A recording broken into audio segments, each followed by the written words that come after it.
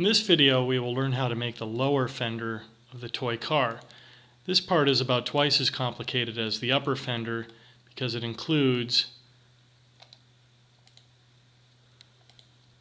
the wheel well liner and a raised step running around the perimeter of the parting line that engages the step that we created in the upper fender. To make this video a little simpler, I've broken the procedure up into a series of phases. Phase 1 concerns itself with just creating the shell of the fender with the wheel well cut out. Phase 2 is the fender liner. Phase 3 is the slot for the axle and the additional rib with its slot. Phase 4 is the addition of the perimeter rib.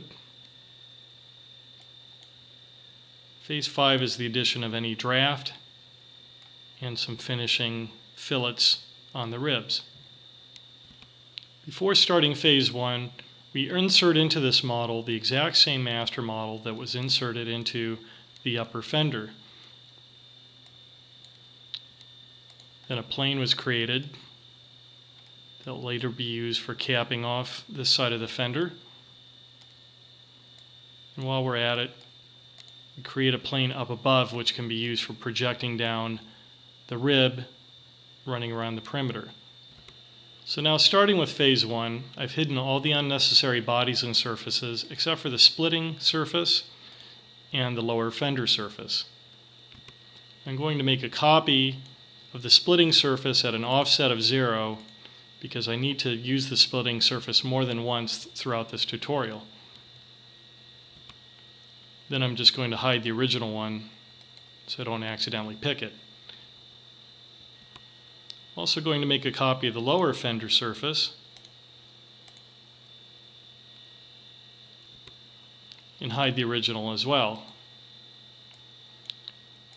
I'm going to mutually trim the two together, and just like the upper fender, creating a planar surface on this plane that borrows this edge and adds a new line here to the sketch.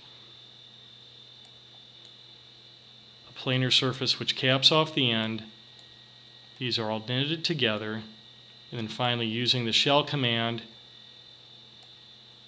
selecting this surface, and this surface,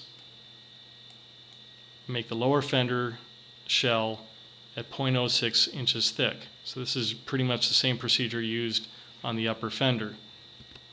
Now I'm going to turn back on the surface for the wheel well.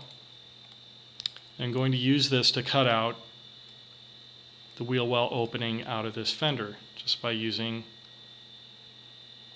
the cut with surface command, choosing this surface, flipping the direction, cutting that out, and hiding the surface again. The next phase is to add the fender liner wall, which actually takes 5 or 6 steps to complete. If we go back to the assembly, we see that what we want to do is make this liner wall go all the way up to the inside of the top fender, but maybe not go quite all the way to the top, leaving a very tiny gap for tolerances. Since the top fender is 0.06 inches thick, and let's say we want a gap of 0.01 inches, it means that what we want to do is create a surface offset downward from the outside upper fender by 0.07 inches. And when we create this fender liner, we're going to make it come up to that surface.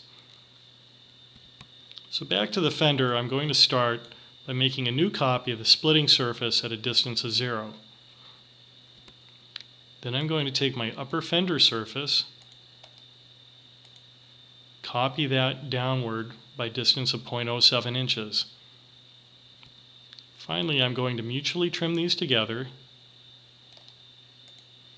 to create a downward cup surface with a flange running around it right at the splitting surface between the upper and lower fender.